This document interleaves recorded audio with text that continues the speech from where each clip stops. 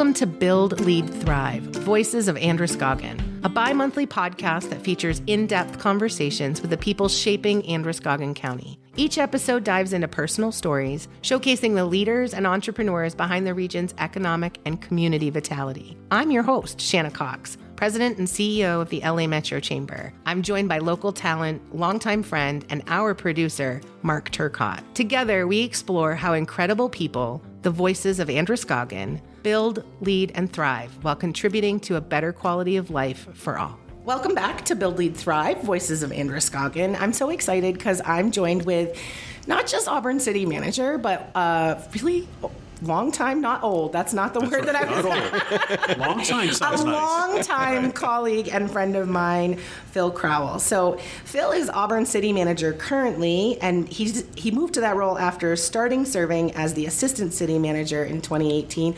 What year did you become officially City Manager? I couldn't find it in the online records anywhere. It's not in the archives somewhere? No, your current bio starts with you being made Assistant City Manager in 2018. I was like, those are COVID years. I do, actually. It's a long period, but... Nope, I did all the research I could. 2020. So you're coming into 5 years as City Manager. I am.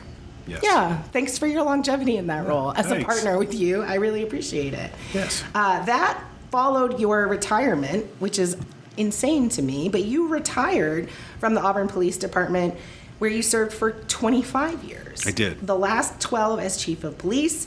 You began your law enforcement career in '86 during your service as a military police officer in the U.S. Army. Yes. You have quite the history, sir. First, thanks you for your service. I look really young, though. You do. We'll talk later about your moisturizing. Okay, secrets, that's great. There's something working for you. It's a full regime. Yeah, you started as a patrol officer in 1993. In 2006, you were promoted to Chief of Police. I see a little bit of a trend there as leadership cycles kind of spike for you every time you move into any role. In addition to that, not just law enforcement, not just city management, like that's not enough, you have numerous local board affiliations, including Auburn PAL, Promise Early Education Center, Andwell Health Partners, formerly Androscoggin Home Health and Hospice, and the Maine Chiefs of Police Association. You're a graduate of the FBI National Academy, Session 218. Yes. And you earned a Bachelor's of Science degree in Criminal Justice from UMaine in Augusta. Anything that I missed in that long list of accolades? That sounds pretty accurate. You live in Auburn with your wife, and you have 2 adult children, one of whom just got married. Yes, both kids are married off now, but yes, one really recent in October. So as a mom of 4 who range from 18 to 20, I'm like this in-between land. So your life goals for me, when they get married, do you feel like there's a certain amount of transition of responsibility that I'm waiting for so deeply? Small, but it's a transition.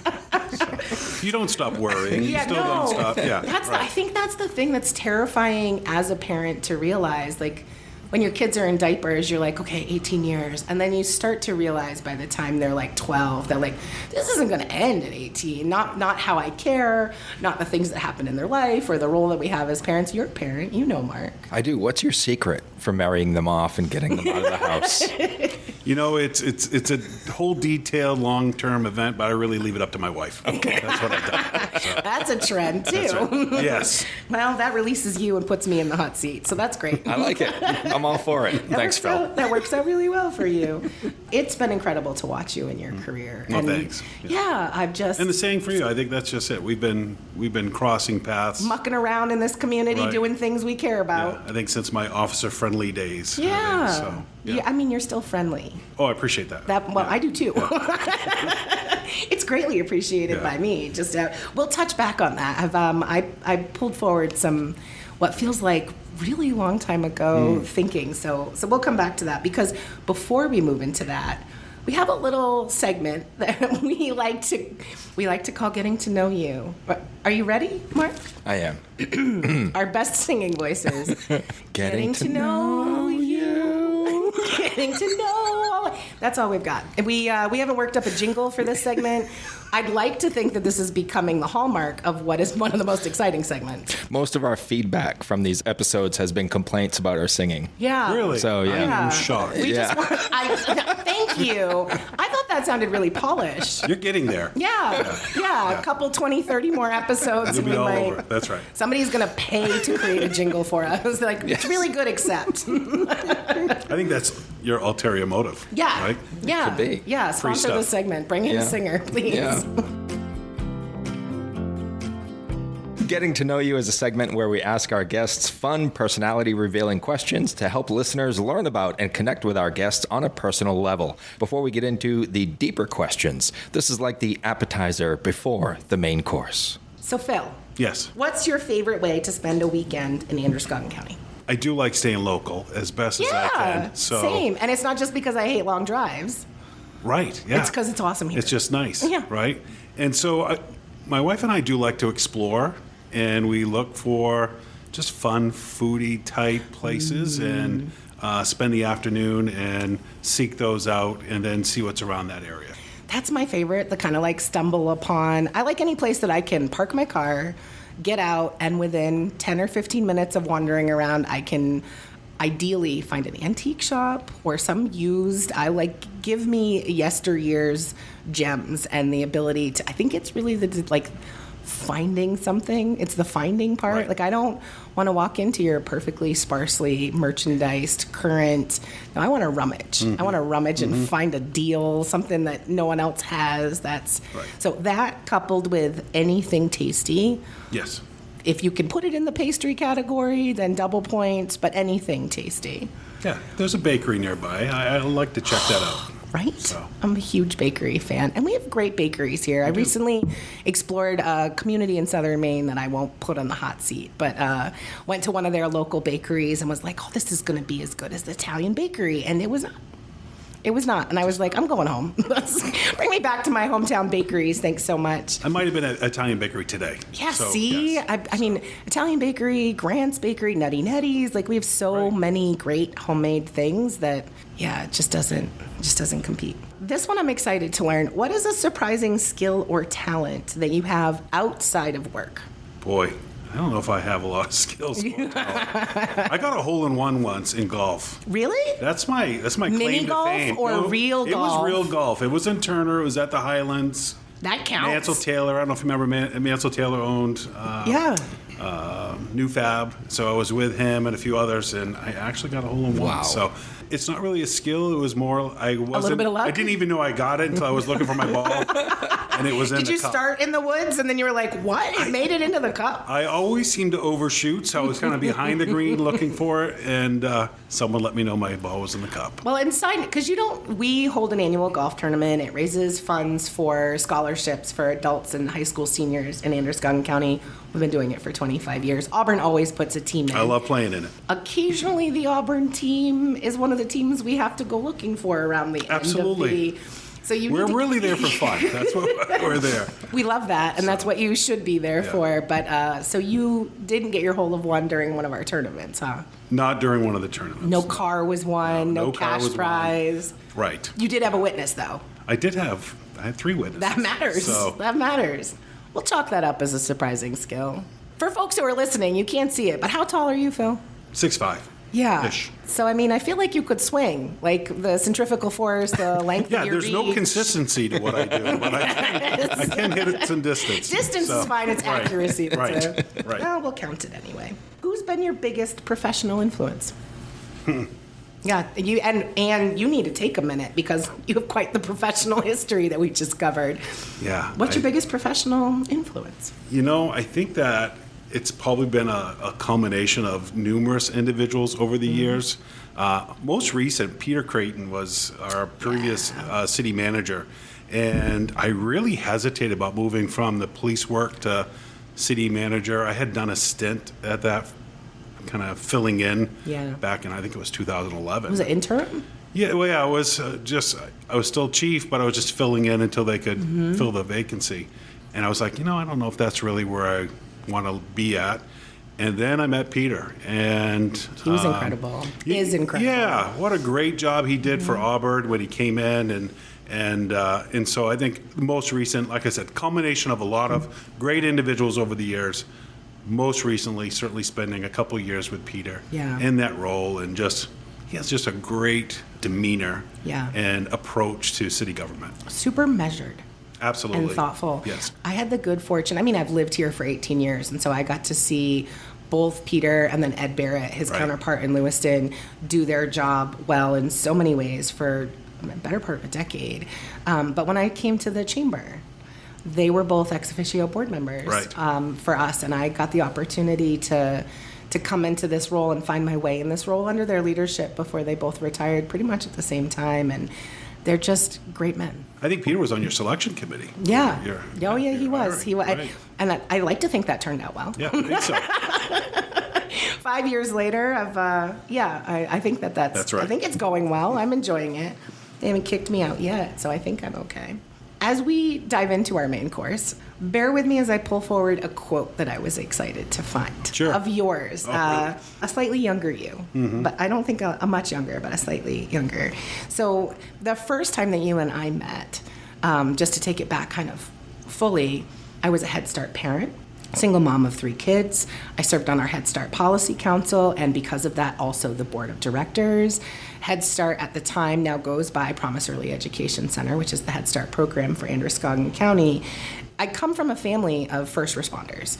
I was raised by EMTs. I was raised by volunteer firefighters in a community that only has a volunteer fire department. And so I grew up in first responders. It's always been like family gatherings and summer gatherings, and like that's an environment that's really familiar to me. But then I moved to this community where I didn't know any of the first responders, and you have a 24-hour paid police force and 24-hour paid fire department, and all things that are just bananas from the small town that I come from, just unachievable goals. And didn't know any of our EMS folks, and then got to know you through our work with Head Start, and you were officer friendly, right? Like you were very endearing to me.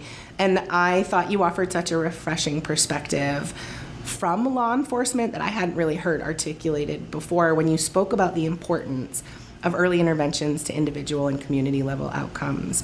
And I found this great quote from you that you offered to the Council for a Strong America. I don't know if you can put a time frame on this. Anyway, I'll give you the quote first and maybe it'll sound familiar.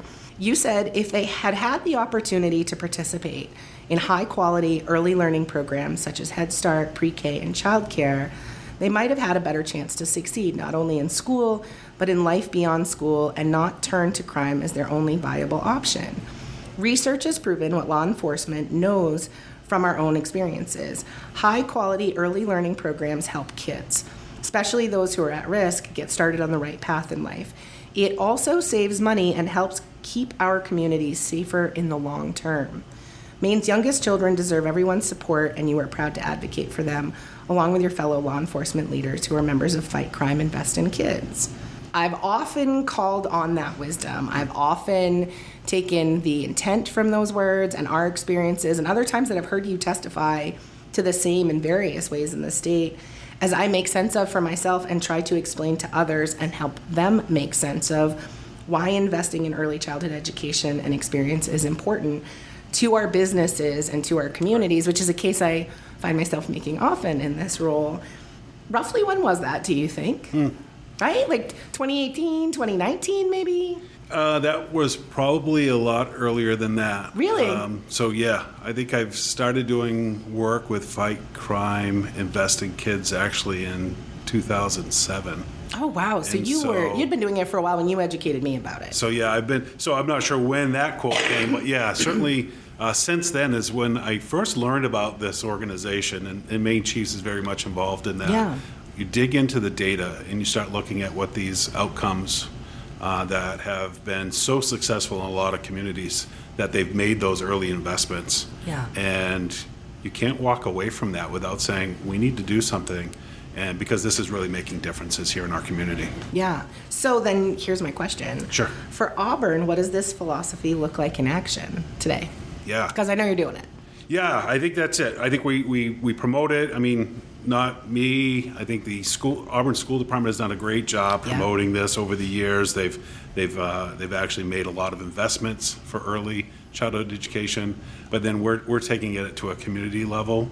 Certainly doing it within our PAL Center. Yeah. We're doing with early drop-off and pick-up programs at our rec program as well. Yeah. Because we just know those are critical times and critical hours of the day that children should be engaged, well supervised, and we need to create space for those things to happen. I mean, I was 100% a 1980s latchkey kid. There was no programming in the town that I lived in. There was none of the resources that we have locally here, and I muddled through, in large part, I think, to Girl Scouts, and part of what that imparted in my life and gave me for some tools, resources, and people to call on. But I know what that lack of programming and access looked like and the impact it had on a lot of my friends who are in very different places today than I am. And so I've just seen it firsthand. Talk a little bit about the PAL Center. Yeah, I think... I got to be there at the groundbreaking, which was a couple months ago and a pretty big deal. It's exciting. You've done so much to grow that. I mean, not just you. No, there's a whole team involved in that, and it's been exciting to be part of it. And, you talked about being a latchkey, right? So, and just to put a number on that, I was 8 responsible for myself after school. I was 8 responsible for being home when there was a snow day. Like, I had 2 working parents. Yep. It's not like 14 and I had to make my own snack after school. It was a pretty early age. And what we found within the police department, we found that before, kids would be able to go home, and yes, they would have to stay in their apartment or their home. And what transitioned around probably late 90s, early 2000 was that kids were actually locked out of their homes and apartments. They had to find something to do because no one was home and they weren't getting in. Yeah. And so that's when they would just be hanging out at parks or wherever. Super awesome opportunities there. Right. And so, and that's where, I share this story all the time. That's where driving by the what's now the PAL Center area was the gully, the basketball court. Yeah. And watching a couple kids just using a rock to play basketball. Yeah. There was nothing else there for them. Yeah. And it's like, we can do better than this. Mm-hmm. And that started the PAL Center. And a small building that was right there in that space that we converted over, and then we were serving 150 kids a day, and now that building's gone, and actually the new building is well underway. They have the roof up. The walls roof is are up. That's great. Walls are up. It's almost all enclosed. That's incredible in today's construction environment. So it's exciting. We're ahead of schedule, which is unbelievable. I'm going to invite you to knock on wood. You just don't say that about construction. Yeah. I didn't say under budget. So. But yeah, it's exciting. We're going to be opening the PAL Center definitely by August, so right before school starts. That's fantastic. Yeah. So we know that there's so much to love about Auburn. There are efforts in development and design in New Auburn, which I think just keeps being visible, whether it's the street design or Anniversary Park, the Rent-A-Kayak program, the new PAL Center that we're talking about, the incredible events on Main Street. We've got New Year's Eve Auburn coming up. You just did some holiday celebrations. You do Brews and Blues? Mm-hmm. Blues and Brews? One of those. Thank you. Anyway, it's beer and good music, so make your own name up. And that's just some of what is already known, right? Like what's visible, what people can see, what people can attribute. I think one of the aspects of my job that I love and that's incredible is I get exposure to all of the things that are in development and in the pipeline, and often less known or completely unknown. And to be clear, it is not because of who I am or the role that I have. It's because I serve on planning boards and I pay attention to city agendas, and that there's no big secrets that are being kept. It's just that a lot of people don't know it. And I love that. I love knowing what's coming, and it is frustrating to me that we community leaders across the region don't do better at making them known. And it's not that we're hiding them. I think people have divided attention and a lot of things and priorities. But oftentimes I wish that people had a better sense of all of the things that are already underway, that permits have been approved for, that financing is done for, that groundbreaking, or the construction vehicles on that lot is an indication of things actually happening. And oftentimes people don't really register that something is happening until it is happened, past tense. And so what are some of the incredible but lesser known things on the horizon in Auburn? Yeah, you're right. You're right. It's ridiculous. There's so many things that happen, and there's like years of planning to get to that. And so sometimes you're right. When somebody drives by and say, well, when did this happen? Yeah. Wow. Well, 4 years ago. Yeah, there was at least some discussions that had started, some planning that had started. And, we're about ready to launch our new comp plan initiative. Nice. And those are exciting too. I think that I'm a policy wonk and nerd, and I live for a good comp plan. I know I'm not your average resident, but tell me more about your comp plan. I didn't really know about comp plans until like 2010 as police chief. I started digging into this a little bit, and when you're a department director, you're always wondering, all right, how do I get these initiatives forward? Yeah. You just can't roll up onto a council meeting on a Monday night and say, by the way, could I have a couple $1 million for this initiative? Got to fit in the framework. And so you start laying the groundwork for this. Yeah. And so in 2010, we started laying the groundwork for the new public safety building. And we got it in the comp plan. We had a great conversation. It was over 150 people that were involved in that process. And so that laid the foundation for what now, a referendum that got passed, and we're ready to start the architectural designs of this new public safety building for police and fire. So that's been a long time coming, and but it just shows you where 2010. That's when we first started having that conversation. I remember the design charrettes and conversations around the new Auburn street design and about the traffic patterns and about increasing walkability. And I remember those conversations. I remember the community input conversations. I remember anyway. Even though that was 8 at least years ago, you can now walk that. There's a park there. The those raised bumps. Yes, those get a lot of attention. Can we just paint them fluorescent? I'm a big fan, just to be clear, but it doesn't mean I don't occasionally hit them at more speed than my suspension appreciates me hitting. They sneak up on you, Phil. I did have somebody throw some paint. I don't know if you noticed, it's those little arrows, and then I heard, "Can you make it a different color?" So when that one wears off, which it will after this plow season, right? Yeah, we'll put some color on it. They're super effective. Yeah, don't get me wrong. Oh, I've been caught off guard more than once. So, and then for some reason you hit that one, you forget the next one's right around the corner. I don't know how. Like you get through the light and you start to pick up speed again. You're like, I definitely shouldn't have done that. Yeah. No, that's exactly right. So we do have a lot of projects underway. Yeah, talk about them. We have just the infrastructure projects. Engine 2, which is in New Auburn, a new fire station. The designs of that is just wrapping up. That will be built right behind the current one on South Main Street. Oh, nice. And so I believe that building was built in like 1920 or 30, somewhere around there. Our public response infrastructure across the region is aging. It's aging. Yeah. And, there's been so much research and information that's come out regarding the importance of separating living space for firefighters with equipment and materials that they just came out of the fire with. Those carcinogens that are on those equipment. You don't want to sleep next to it. And now you're sleeping next to it. And when you have a building as small as Engine 2, it's a postage stamp. That's what it's been like. Yeah. And so to be able to provide a really well done quality space, healthy, not elaborate, right? Because we're local government, we're not going to do that. But we're going to make nice space. So there isn't a sauna and pool in the basement. No, there's not. All right. Well, we'll just put that rumor to bed. Down. That's right. So we have that facility. Public safety is under design. PAL Center is being constructed. We just acquired 67 Kitty Hawk, and so this is one where to save a decent amount of money on the public safety project, we needed to do something with a temporary location for the fire department. Yeah, that makes sense. And so we were able to acquire this building. We will move the fire department out there temporarily, and we'll change our response areas with the other apparatus in the community. And then when fire moves into the new building, that'll be our secondary public works building. And so having public works on both ends of the city, people don't realize that Auburn's the largest in square miles. The largest city east of the Mississippi, 9th largest in the country. And lots of roadways. Tons of roadways. How much do you know the number? It's like it's 500 lane miles or something like that.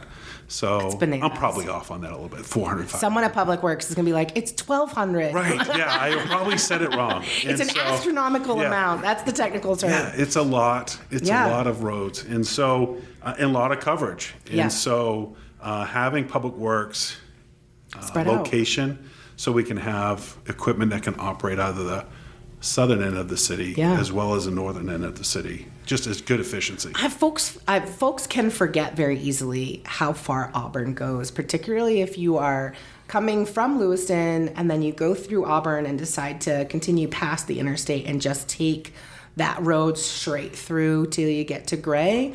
Good part of that travel, you're still in Auburn. Oh yeah. I think it's very easy to forget that when you're like, oh, Auburn is in town, it's by the river, it's by Walmart, it's the shopping district.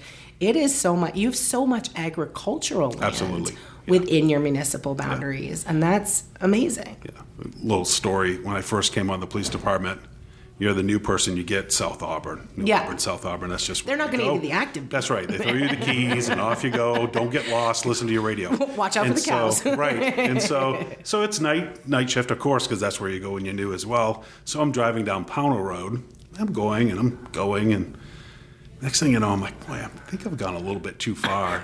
And then I see the Pownell post office, and I realize, all right, I've gone a little too far out of the boundary. Hopefully the radio doesn't go off until I get back in. But it just shows you Auburn is massive. It really is. So I wasn't that far across the boundary when I was there. Well, and so my kids have done a lot of sports over the years. I feel like I have kids coming out my ears, and they played all the different sports. And so we would do a lot at your sports complexes out up Broad Street and in that kind of like New Auburn.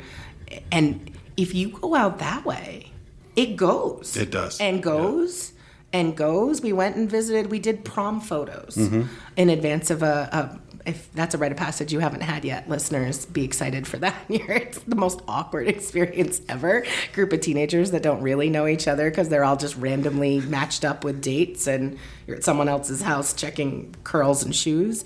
And I have boys, so they're really excited. Anyway, we went out there for prom photos, and they live in Auburn, and I just kept driving. I was like, I'm not sure that I'm in the right spot. And I was. It's a huge city. It is. And, that's one of the things that makes it difficult about Auburn with being able to define what neighborhood you live in. Yeah. Auburn, I think we had a city councilor once that said Auburn's a tapestry of neighborhoods. And I think that was a good definition of just how, now you have some people who they live nowhere near New Auburn, but I'm part of New Auburn. Yeah. So, it's like, let's look at the map. I don't think you really are, but it's, but people will claim it.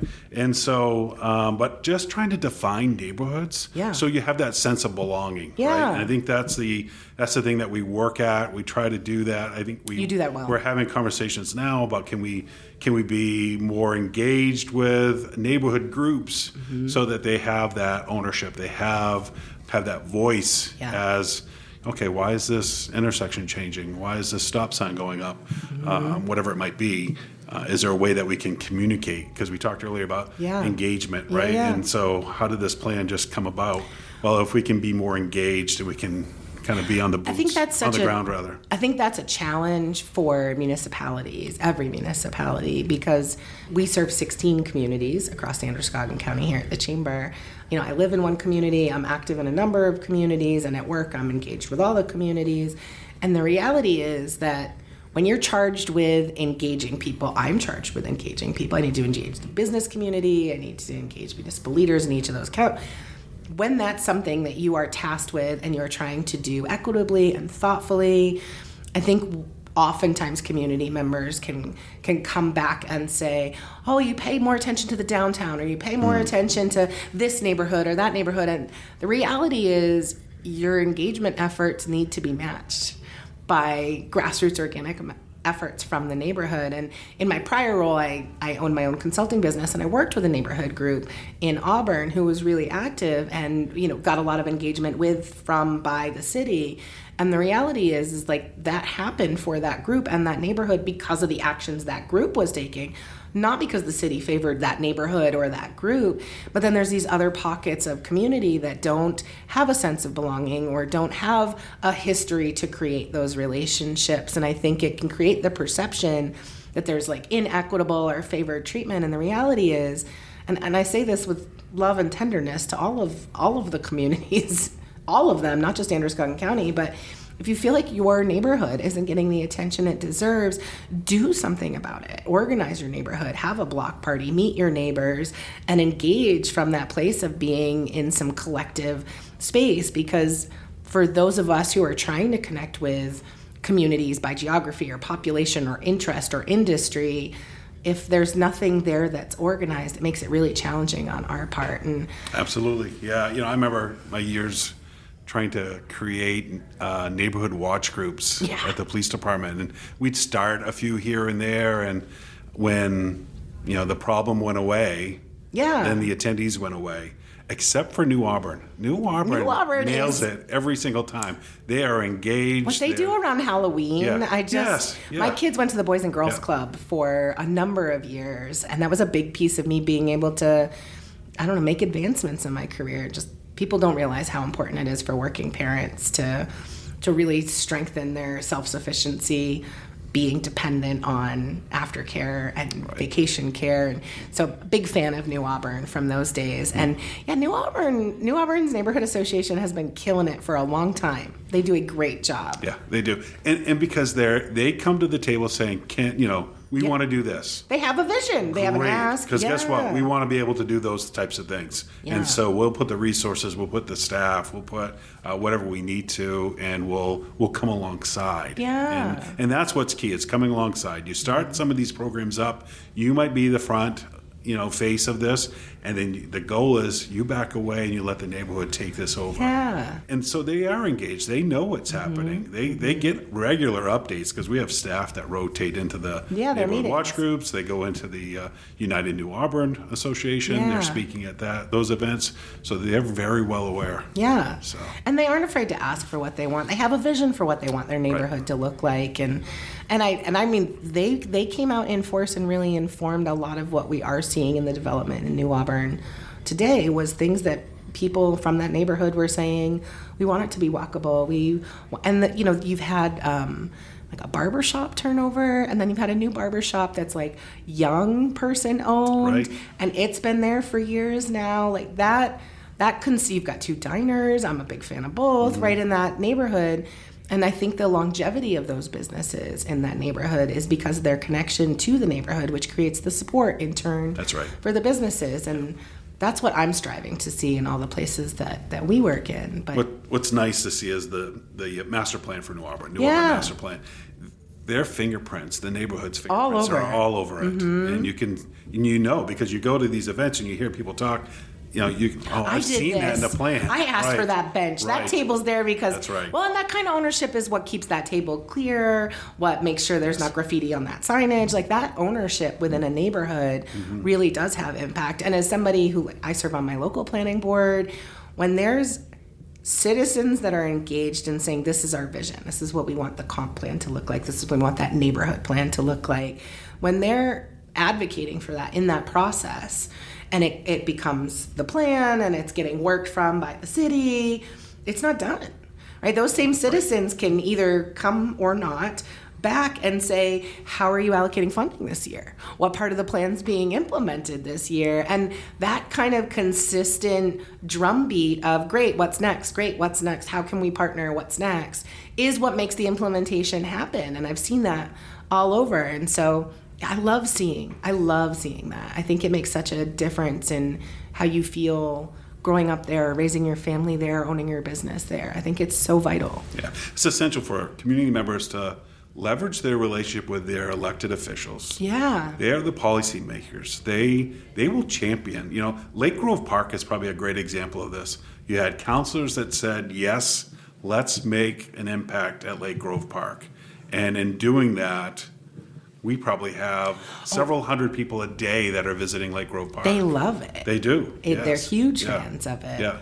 It's a great space. You're right near the water with a beautiful state-of-the-art playground.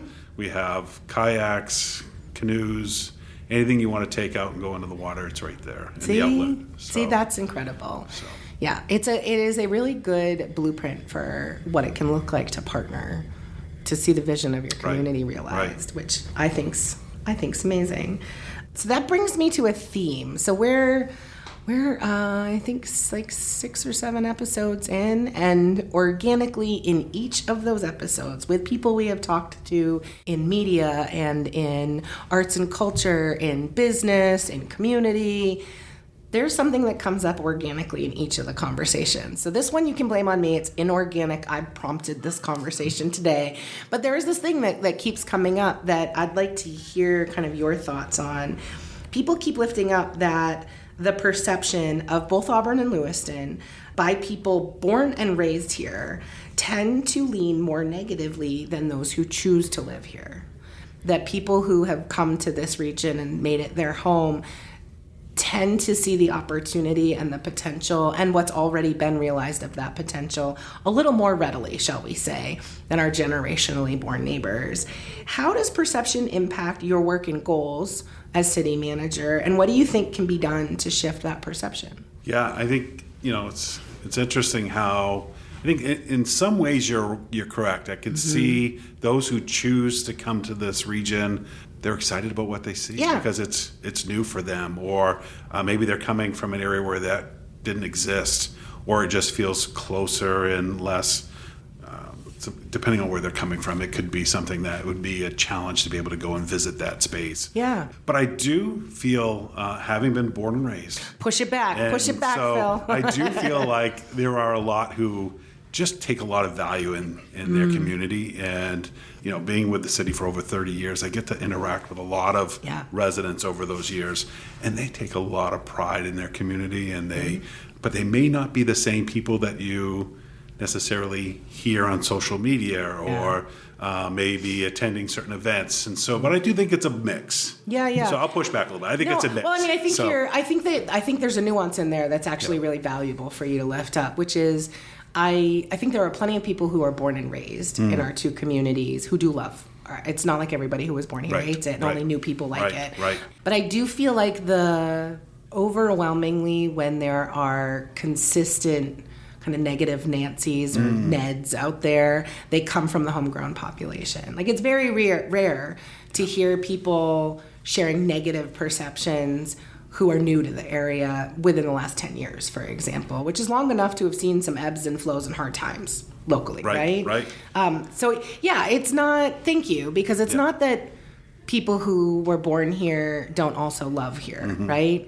But it is that the majority of the people who criticize or hold up a negative perception of here, anecdotally, I don't have data, Phil. We haven't polled this. I don't know what to tell you. But anecdotally, do seem to come from a native-born population. And I've got thoughts on that, but what sense do you make of that? And how do we shift that? Because if you listen to all of our previous episodes, it almost comes up consistently in every episode that, like, the thing that will help us as a region unlock our next stage of growth or allow us to get more hotels or have more investment is around this perception piece. And what does it look like not that you're not working on that every day, and I say that knowing that you are, because same.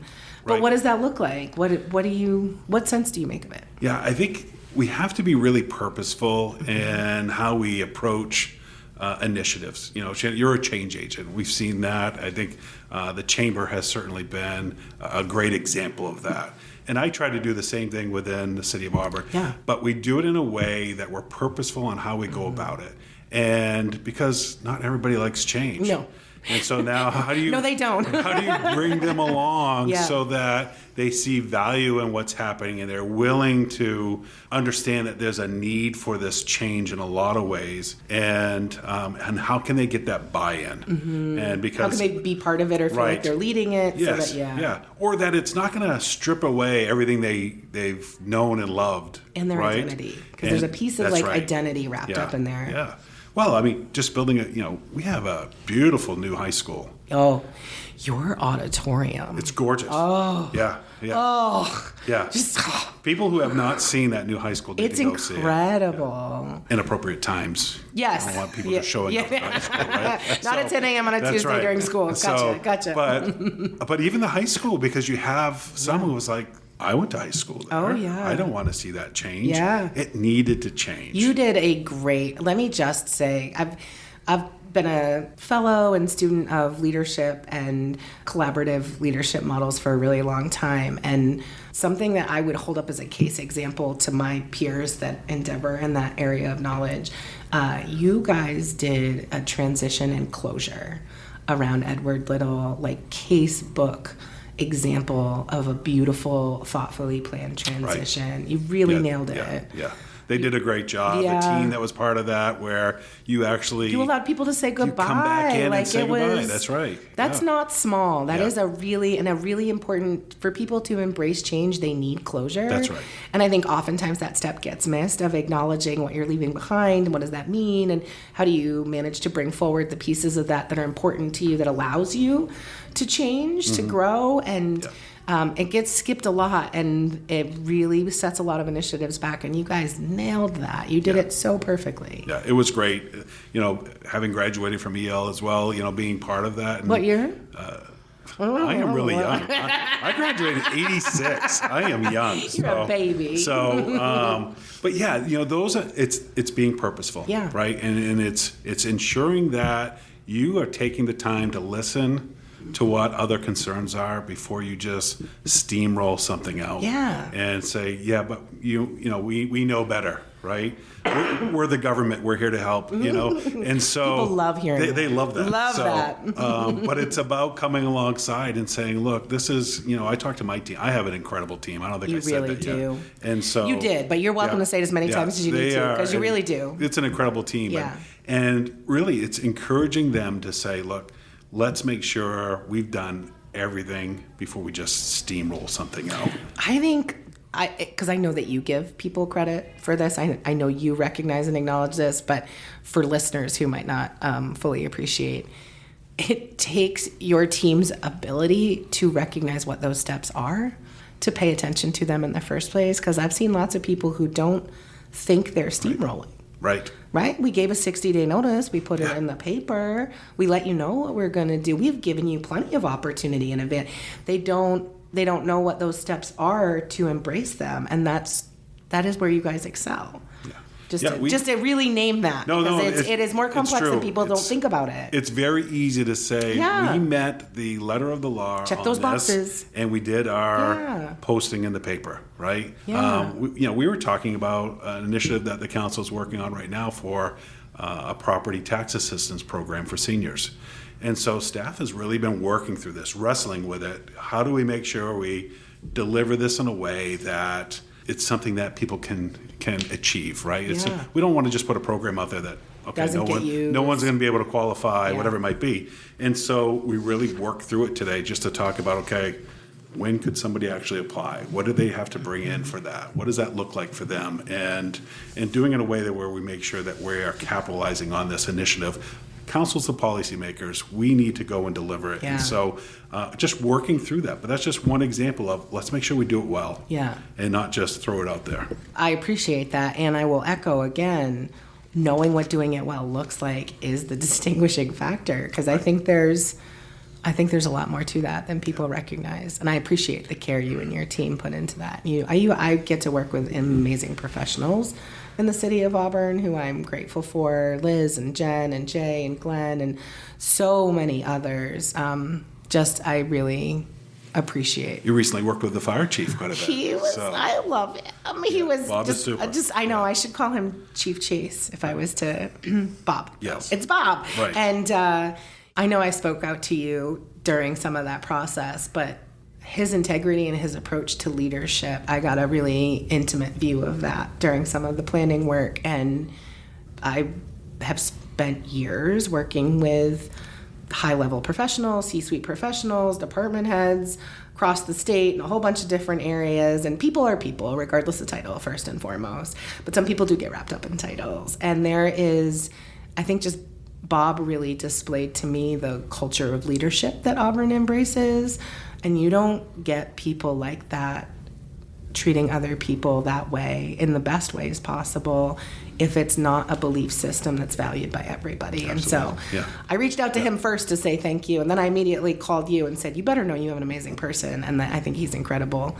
So you feel free to send this episode to Bob. Like, no, it does. It takes team. It takes a team to really identify how will this be perceived in the community. Yeah. How can we not fast track this? How can we make sure? It's not that sometimes we don't have to roll things out quickly, and when we do, we try to communicate it the best we can. But it's just being thoughtful, because for some people, they've lived in this community a long time, and they see something that might be a threat, and if it's a threat, then there's an immediate opposition to it. And so how do we bring that about in a way where, okay, we need your involvement. We might be starting out here looking like this, but with your involvement, that could change. And it could be something that they could really get behind. So that was one of my favorite moments. He really, over the years in our work, and even predating my role at the chamber, right? Because I was working with neighborhood groups, and I was working with initiatives in Auburn and Lewiston, and my history goes back, and I've seen that so consistently over the years. But yeah, shout out to Chief Chase. That's right.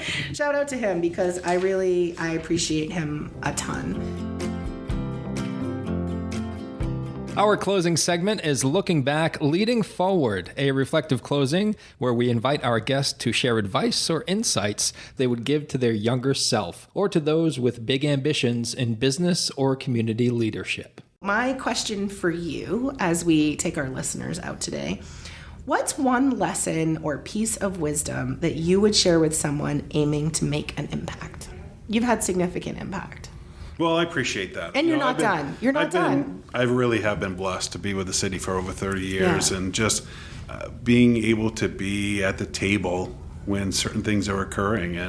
And I think the advice that I was given at one point is be present and get yourself at the table. Yeah. Because if you're not making your voice heard, then you can't come back and be upset about how something might have transpired or where it landed.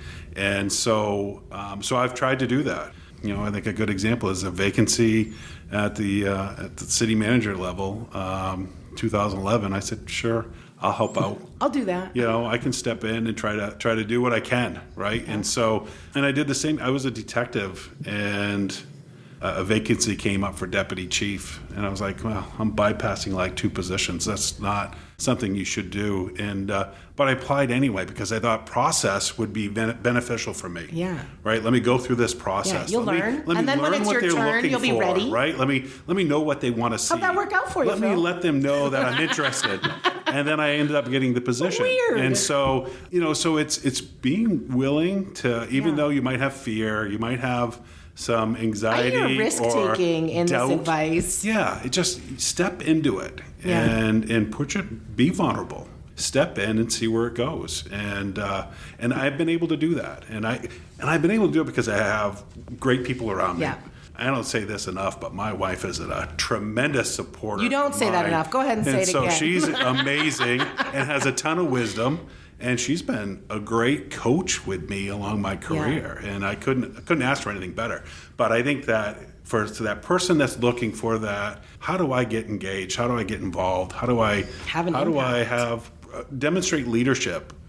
It's going ahead and being vulnerable and stepping into it, and not going into it saying, I have all the knowledge or I have all the information, and listen to me. But it's about being one more voice at that table.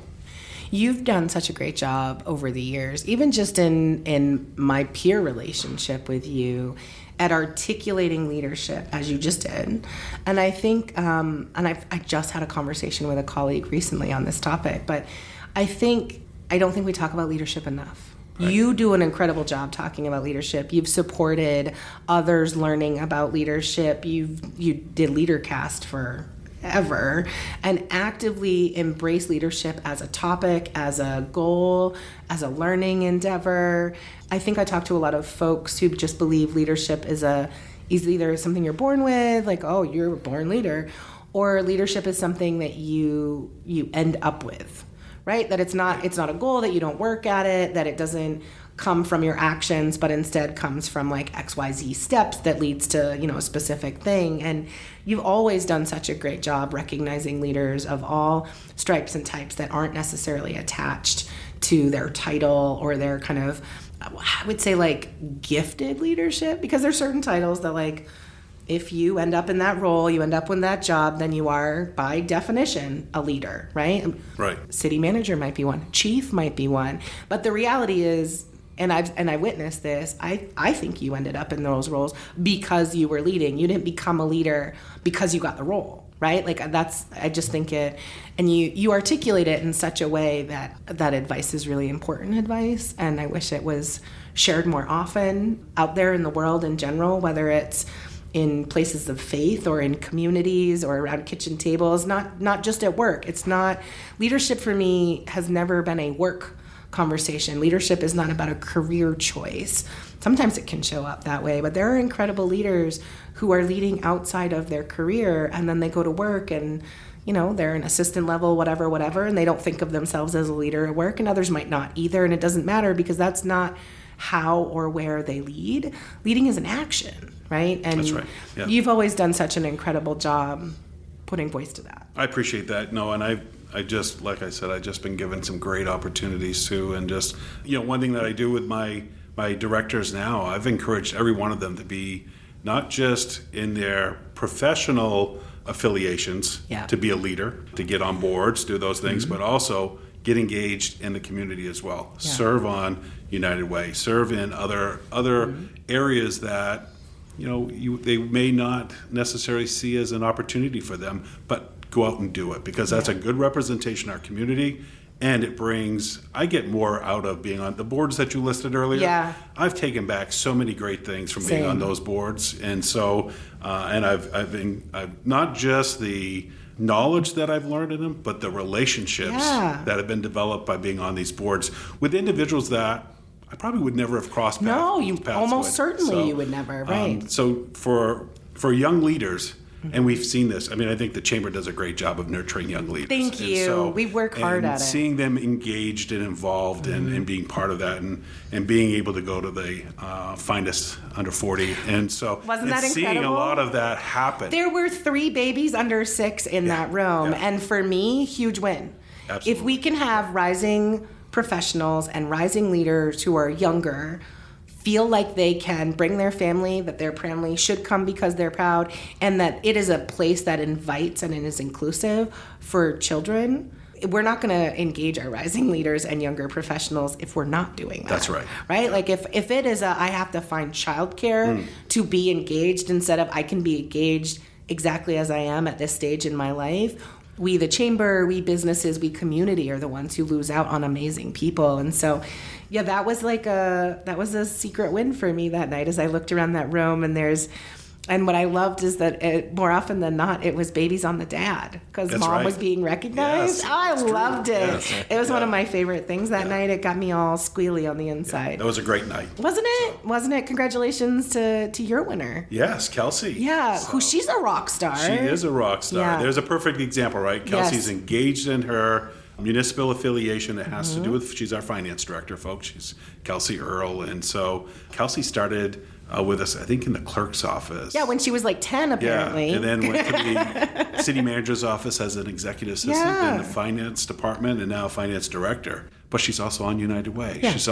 She's engaged in the community. She's a professional she does badass. Things in her community, in Mechanic Falls, right? Yeah. So she's engaged there as well with the school board. And so that's really important. It's important for business owners, managers, leaders to say, you know, when we bring on people, we need to carve out time so that they can be engaged, involved in these opportunities, and not make it feel like, oh, now I'm just adding another 20 hours to my work week.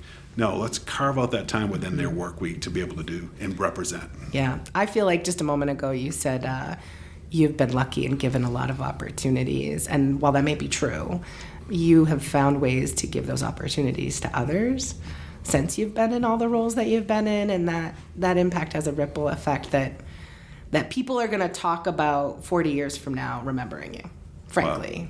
Thanks. Keep that up. Yeah. And I Keep hope that I up. have 40 more years to give at it. Yeah. So you can retire for a third time? That's right. I got into the wrong field. I should have been in a place like no one does pensions anymore. And public service, man, you guys are 25 smart. years, no age. Listen, I know. I have a friend who's going to be fully retired at 45. I got 3 military family members, and they will be retired, fully pensioned at 42, figuring out what their next stage of life is going to look like if they want to. Right. I am 44. I have not achieved any of those goals. Phil, thank you so much for taking time with us today. Thanks for having me. Yeah. This has been great. I appreciate it. Yeah, I appreciate it. If you enjoyed this, be sure to give a shout out to Auburn and all of their incredible staff, Phil included. But also, like us, subscribe us, follow this, comment on some of the folks you'd love to hear us interview, because I've got a great list, but I don't know who I don't know, and I'd love to meet them.